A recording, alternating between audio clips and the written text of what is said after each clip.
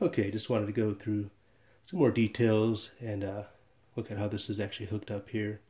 So I got the strip of 8 LEDs, APA 102s. They're behind this piece of acrylic here, which also has some filter paper, which just kind of hides the hole and everything. And eventually this acrylic will get painted so that it'll be tinted and you won't see some of the edges here with the light reflecting. And then just as a note, for the purposes of the video before, I did have to make these darker in software just so that the camera wouldn't get washed out. But they're actually a little bit dimmer in real life than I'd like them to be. But for the video, they show up pretty well.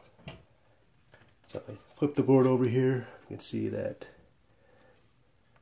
this little board here, that's the board I'm using. So the LED strip is mounted to the other side of that. And there's also a SAMD AVR ARM microcontroller in there, and that's pretty much the heart of the whole board. The rest of it's mostly just connectors and resistors.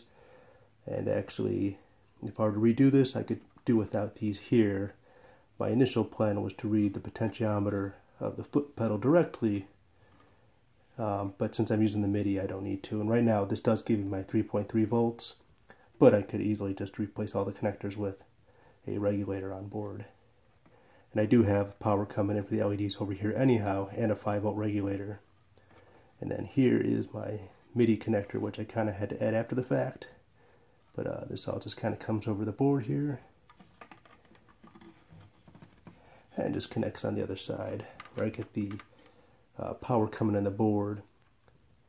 Over here, this is halfway rectified. I think it's around 15 volts, if I recall. I think I put it on the scope. And then got my connections for the MIDI.